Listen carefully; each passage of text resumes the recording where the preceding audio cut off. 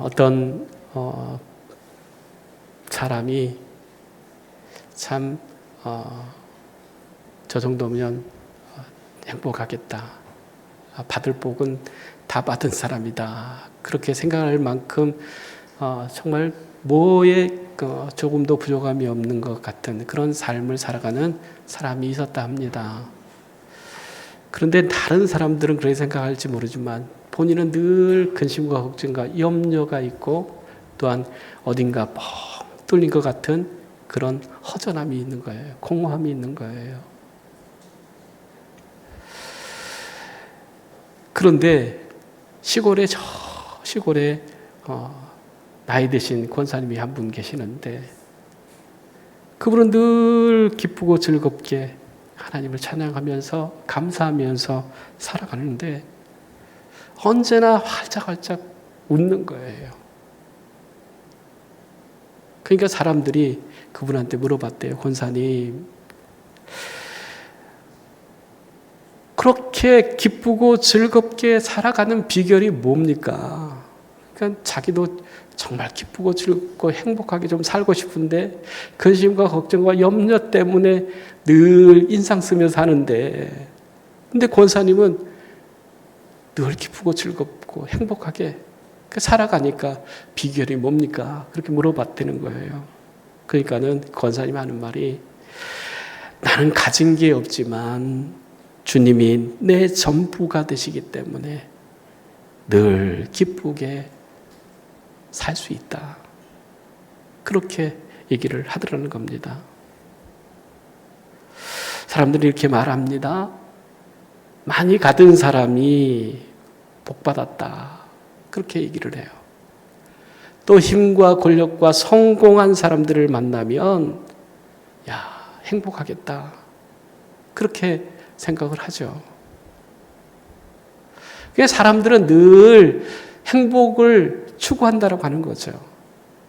중국의 고전 서경에 보면 우리가 살아가면서 그 받을 복을 정리를 해놓은 게 있는데 그게 바로 오복이라고 하는 거예요. 오복. 예전에 어떤 분들은 이름이 오복이신 분이 있더라고요. 복 받았으면 좋겠다라고 하는 거죠. 거기에 보면은 장수, 오래 사는 것이 복이 있다. 그리고 사는 동안 뭐가 필요해요? 재물이 필요하죠. 부가 복이다. 그리고 세 번째는 뭐냐면 강령 그랬어요. 강령. 그건 뭐냐면 우리가 건강이 필요하다고 하는 거죠. 오래 살아도 또 재물이 있어도 뭐가 없으면 안 돼요? 건강이 없으면 안 되죠. 건강이 있어야 된다. 건강한 것이 복이다. 근데 건강하게 사는 것이 뭐냐? 마음 편한 것이다. 이렇게 정의를 했어요. 그 다음에 네 번째는 뭐냐면 유호덕이라 이렇게 했어요. 즉 덕을 좋아하는 마음. 이게 복이다라고 하는 거예요. 선을 보면 좋아하는 그런 마음을 갖는 것이 복이다. 근데 우리가 그렇지 못할 때가 많죠. 선을 보면서 우리가 정말 기뻐하고 즐거워하며 그렇게 해야 되는데 그건 마음이 좀 가지 않고 누구 안 된다더라 그러면은 그렇게 좋아가지고 그걸 갖다가 들은 걸 여기저기 다 소문내고 다녀요. 그거는 선을 덕을 좋아하는 마음이 아니에요. 그런데 오복 중에 하나가 바로 유호덕이다. 덕을 좋아하는 선을 좋아하는 마음을 갖는 것이다. 이렇게 얘기를 했어요. 마지막에는 뭔지 아세요? 마지막 고정명, 즉 죽을 때 어떻게 해야 돼요? 평안하게 죽는 것. 그것이 복이다. 이렇게 얘기를 합니다. 그런데 제가 이 오복을 얘기를 했는데 목사님 제가 알고 있는 것하고 좀 다른데요. 그런 생각을 갖는 분들이 있어요. 저도 듣는 얘기는 치아가 좋아야 돼. 그게 복이야. 그렇게 이제 얘기하는 것 들으셨죠. 근데 따지고 보면 여기에 장수하려고 하면은 잘 드셔야 돼. 근데 나중에 이빨이 하나 둘씩 빠지고 없으면은 아무리 맛있는 거 봐도 먹는 재미가 없어요. 먹을 수가 없어요. 그래서 먹지를 못하니까는 뭐냐면 이게 약해지는 거예요. 건강도 또 약해지고, 그리고 자기의 그 수가 있는데 그 수를 다 하지 못할 수 있는 거예요. 그런데 우리가 이 복도 뭐냐면 이게 변하더라라고 하는 것을 우리가 알 수 있어요. 그러니까 성경에 나와 있는 복은 장수의 복, 부자로 재물 쓰는 동안 부족함이 없게 사는 것, 그리고 강령하게 사는 것, 또 덕을 좋아하는 마음으로 사는 것, 그리고 마지막에 평안하게 죽는 것, 이게 복이다 이렇게 얘기하는데 이걸 좀 바꿨더라고. 필요한 것들을 바꿨는데 뭐냐면 부귀영화죠. 그러니까 뭐냐면 오래 살고 또 부자로 사는 것, 거기에다가 뭘 더하냐면 귀, 그러니까는 유호덕, 강령, 유호덕이 있었잖아요. 유호덕, 덕을 좋아하는 것, 선을 좋아하는 것, 이걸 살짝 빼고 거기다 뭘 넣냐면 귀하게 사는 것. 그러니까 사람들이 존경해주고 사랑해주고 하면 좋잖아요. 거기다가 그걸 넣었어요. 그리고 고정명 대신에 뭘 넣냐면 자손들이 조금 번창했으면 좋겠다라고 하는 그런 마음을 또 이렇게 넣은 것도 있어요. 그러니까 그렇게 자기의 필요에 따라서, 상황에 따라서 복의 개념을 좀 이렇게 바꾸어서 사용하시는 분들도 있다고 하는 거죠.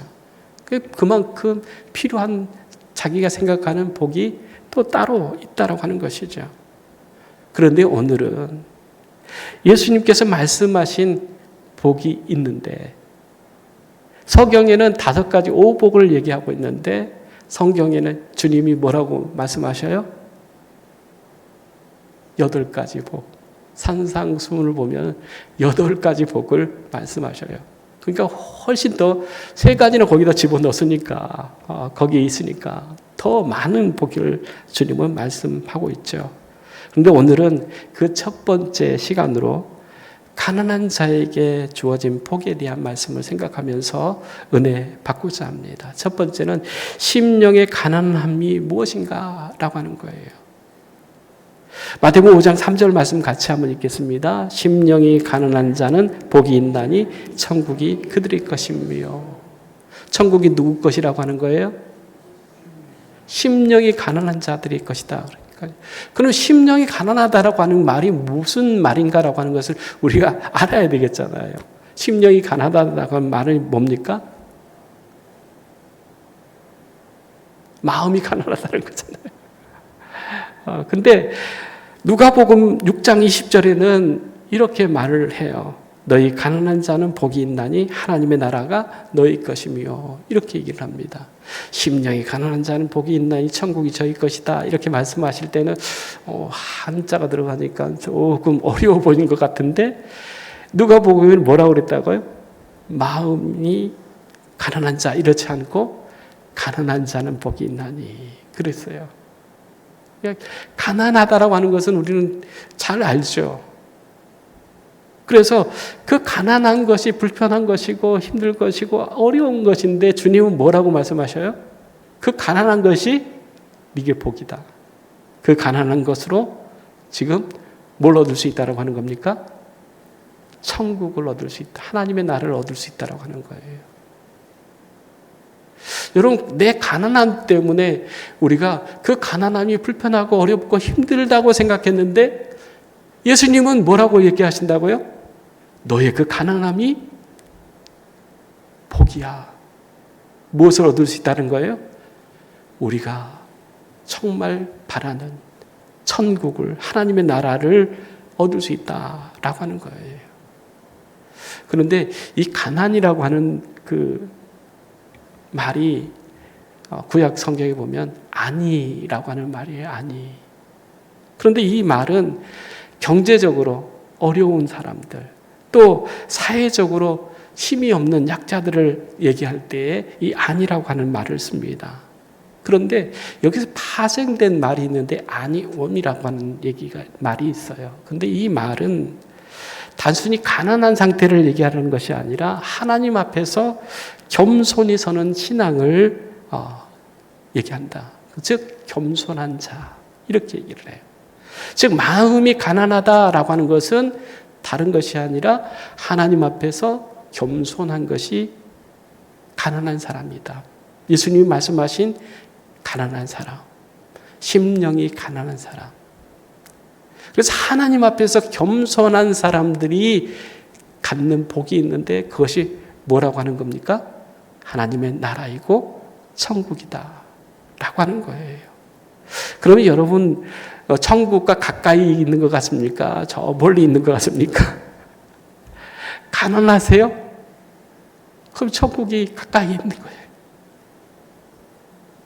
또 교만하지 않고 정말로 겸손한 마음을 갖고 있습니까? 그러면 그 사람은 하나님의 나라와 가까이 있는 그러한 사람이다 라고 하는 것입니다. 그래서 우리가 보면 이 주님은 신약 시대에 오신 분이잖아요. 이스라엘 땅에 그 세상의 구주로 오신 분. 그분은 어떤 시대적인 배경이 있냐면 로마의 식민지였고 헬라 문화가 지배하던 그런 시대예요. 그래서 성경도 구약은 히브리어로 써졌는데 신약은 헬라어로 써졌어요. 그런데 헬라어에 보면은 부토코스라고 하는 말로 이 가난한 것을 말씀하는데 그것도 뭐냐면 모든 것이 없는, 그러니까 아무것도 없는 빈 상태.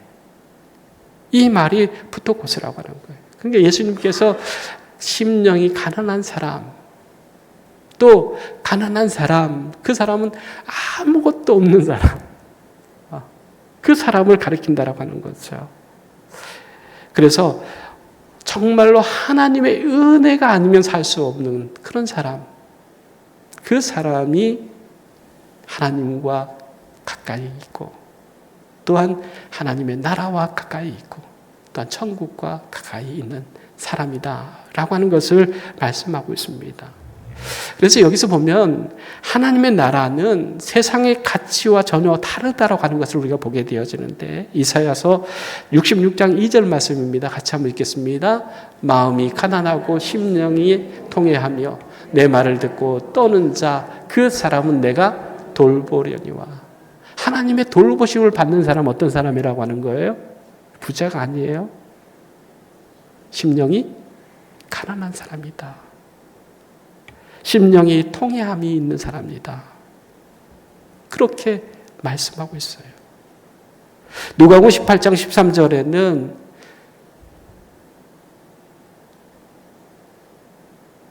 바리새인과 세리가 기도하는 장면이 나오죠. 그 말씀 한번 같이 읽겠습니다. 세리는 멀리 서서 감히 눈을 들어 하늘을 쳐다보지도 못하고 다만 가슴을 치며 이르되 하나님이여 불쌍히 여기소서 나는 죄인이로소이다 하였느니라 말씀하는 거예요. 바리새인은 스스로 의롭다 여기고 하나님 앞에 소리를 들고 기도하죠. 저기 있는 저 세리와는 같지 않습니다. 하면서 나는 하나님 11조 꼬박꼬박 하고요. 또 금식도 하고요. 구제도 하는데 저 세리는 자기밖에 몰라요. 그렇게 얘기하는 거죠. 그런데 예수님께서 그 바리새인의 기도를 하나님이 들으신 것이 아니라 세리, 하나님 나는 정말로 죄인입니다. 그렇게 고백하는 그 사람에게 하나님의 마음이 있고 하나님의 주시고자 하시는 천국이 그 속에 이루어지게 된다라고 하는 것을 말씀해 주고 있습니다.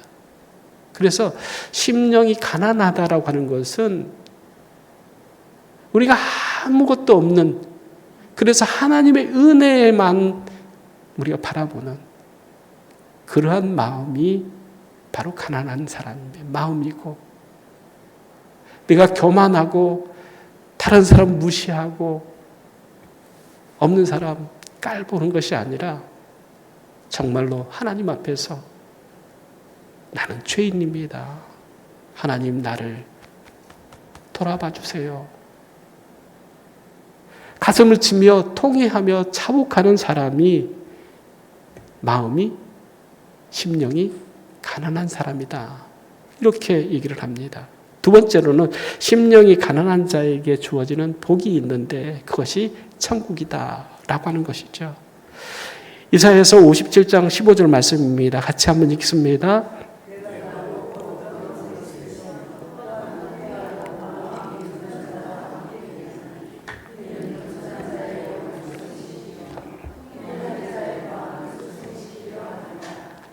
하나님은 겸손한 자의 영을 소생시키시고 통회하는 자의 마음을 어떻게 한다고요? 소생시키신 분이시다 라고 하는 거예요. 즉 하나님의 마음이 어디 있느냐? 바로 심령의 통회함이 있는 사람, 그리고 겸손한 자, 그들 가운데 주님은 계신다라고 하는 거죠.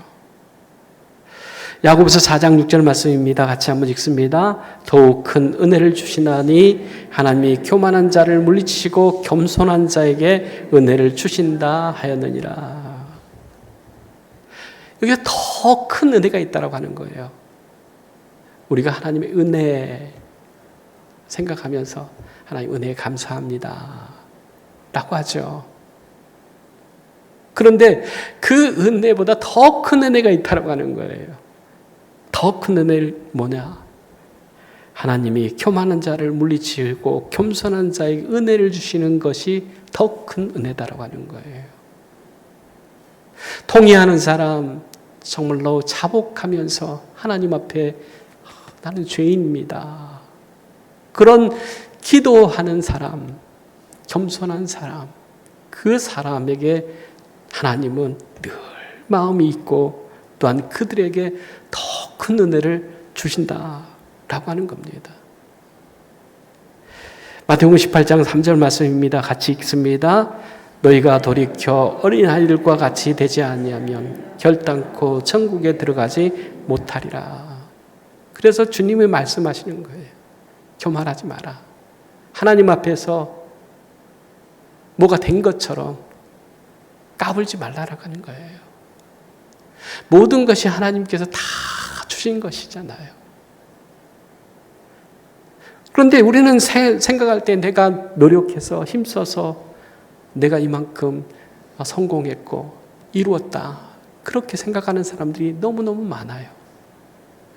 그런데 그렇게 생각하는 사람들은 그 마음 때문에, 그 교만 때문에 하나님이 주신 더 큰 은혜를 받지 못한다라고 하는 거예요.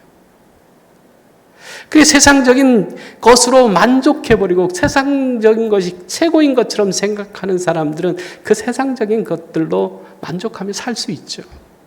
그러나 하나님이 없으면 안 돼요. 하나님께서 내게 돌봐주시고 보호해 주시고 인도해 주시고 함께해 주시고 나의 구원이 되시고 나의 반석이 되셔야 내가 살 수 있습니다. 그렇게 고백하는 사람, 그 사람이 천국에 들어간다. 아이라고 하는 것은 세상적으로 가장 약한 사람을 얘기를 하는 거잖아요.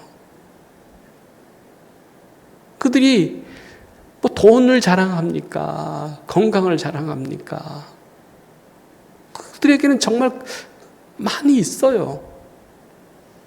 나이 드신 분들이 그렇게 좋아하는 그 젊음이 있잖아요. 그런데 이 아이들은 자기 거 자랑하지 않아요. 늘 겸손해서 말씀을 듣죠. 그래서 주님은 너희가 돌이켜서 그랬어요. 너희가 돌이켜서 마음을 좀 달게 좀 먹어라고 하는 거죠. 그러면서 어린 아이와 같은 마음을 가져라. 그래야 천국을 들어갈 수 있다라고 하는 거예요. 계산하지 않고 자랑하지 않고 그리고 그냥 말씀에 순종하는 삶, 그 사람이 천국에 들어간다. 이렇게 주님은 말씀하고 있습니다. 세 번째로는 예수님은 영광을 버리고 세상에 오셔서 가난하게 되셨을 뿐만 아니라 스스로 종으로 살았다라고 하는 거예요. 예수님이 이 세상에 오실 때에 궁궐에서 태어날 수 없었겠습니까? 그런데 그 궁궐에서 태어나지 않고 어디에 태어났어요? 저 나사렛, 그렇죠? 갈릴리, 나사렛. 그것도 목수의 집안에 태어나셨잖아요. 이왕이면 궁궐에 태어나서 모든 사람들에게 영향력을 끼칠 수 있는 그런 곳 자리에 있었으면 얼마나 좋겠어요. 왕족이 하는 얘기하고 저 시골 촌에 그 목수의 아들이 얘기하는 얘기하고 무게가 얼마나 차이가 나겠습니까? 그런데 예수님은 궁궐이 아니라 저 갈릴리의 가난한 목수의 아들로 태어나셨다라고 하는 거예요. 그렇게 하신 것은 뭐냐면 빌립보서 2장 6절 8절입니다. 같이 읽습니다. 그는 근본 하나님의 본체시나 하나님과 동등됨을 취할 것을 여기지 아니하시고 오히려 자기를 비워 종의 형체를 가지자 사람들과 같이 되셨고 자기를 낮추시고 죽기까지 복종하셨으니 곧 십자가에 죽으십니다. 예수님은 사실 때에도 나실 때에도 가장 가난한 자의 자식으로 태어나셨죠. 30년 동안 사실 때에도 가난한 집안에서 살았어요. 그래서 예수님이 그 목수인 아버지를 도와서 목수일 했던 사람이에요.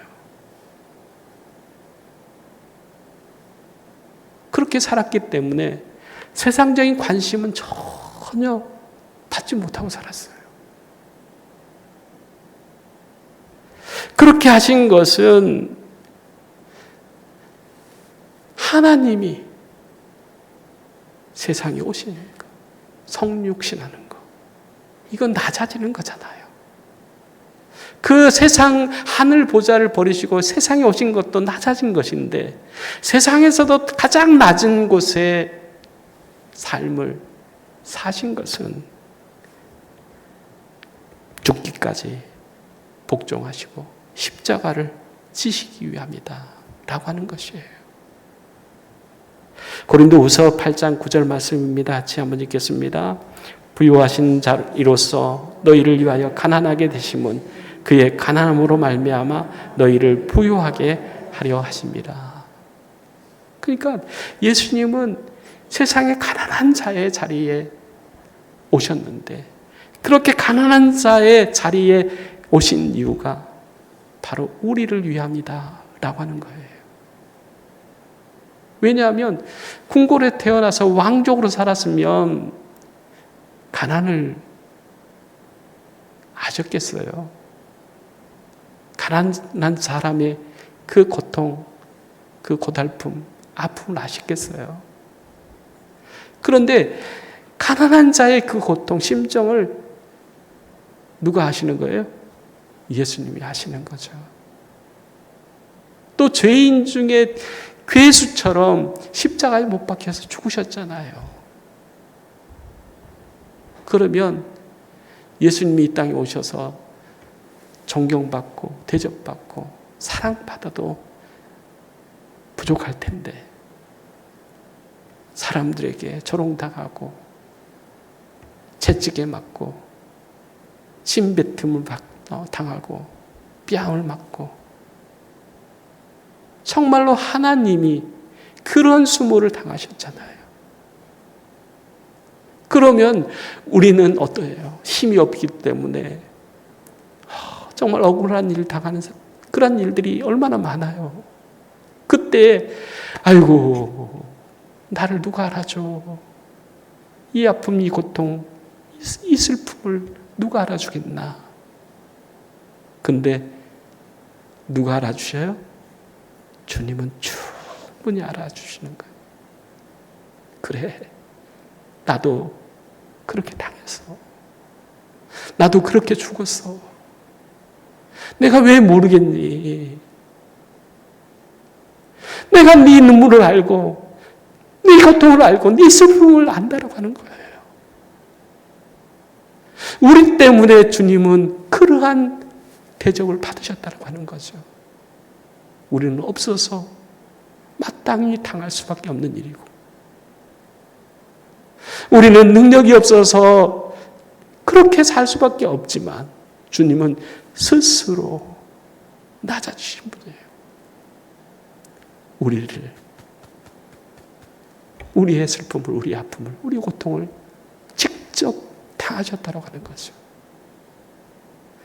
또 나이 드셔가지고 또 병원에 가셔서 진찰을 했더니 암이래.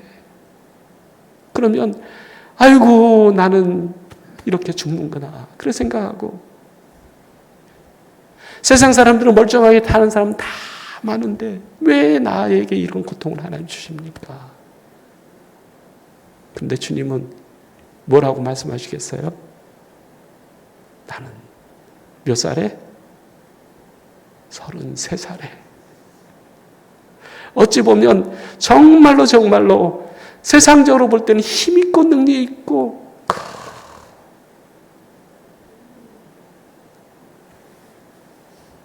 뭐든지 할 만한 때에 예수님 십자가에 못 박혀 죽으셨잖아요. 그분을 바라보면은 우리가 그분 앞에 이 나이에 죽는다. 그걸 아이고 하나님 이럴 수 있어요. 그럴 얘기할 수 있겠습니까? 우리가 정말로 하나님 주신 그 은혜, 더 큰 은혜를 우리가 보아야 된다고 하는 거예요. 심정이 가난한 사람들 속에 주님은 어린 아이와 같은 나약한 자들에게 없어서 슬픔 당하고, 없어서 무시당하고, 고달퍼하는 그 사람들 속에 하나님의 나라를 주시기 위해서 오셨다라고 하는 거예요. 그래서 가난한 사람이 하나님의 나라에 들어간다. 하나님의 나라를 받는다. 심령이 가난한 자들이 천국을 어떻게 해요? 받는다. 라고 하는 거잖아요. 여러분 지금 가난한 것, 불편하고 어렵고 힘든 것, 그것 때문에 우리가 하나님의 나라를 바라볼 수 있는 믿음이, 소망이 있게 되어진 것을 깨닫고 가난한 자들 속에 오신 주님, 그리고 또한 가난한 자들을, 또한 심령의 그 교만함이 없는 어린 아이와 같은 사람들을 하나님의 나라 천국, 더 좋은, 이 세상에 어떤 것보다 더 좋은 그곳을 우리에게 주시기 위함이 되어짐을 우리가 생각하면서 오늘도 주 안에서 천국을 누리는 가난한 사람 되기를 원합니다. 가난의 저주가 아니에요. 가난은 천국을 보게 하는 하나님의 은혜인 줄 믿습니다. 기도하겠습니다. 사랑의 하나님, 참 감사합니다. 가난한 것이, 없는 것이 하나님을 의지하는 은혜임을 우리가 깨닫고, 하나님, 우리에게 없는 것 때문에 불평하고 원망하고 절망하고 낙심하는 것이 아니라, 하나님, 그러기 때문에 저에게는 하나님이 필요해요. 하나님의 나라가 필요해요. 고백하며 하나님 주신 은혜로, 복으로 살아가는 우리 목양의 모든 가족들 되게 하여 주시옵소서. 예수님의 이름으로 기도드리옵나이다. 아멘.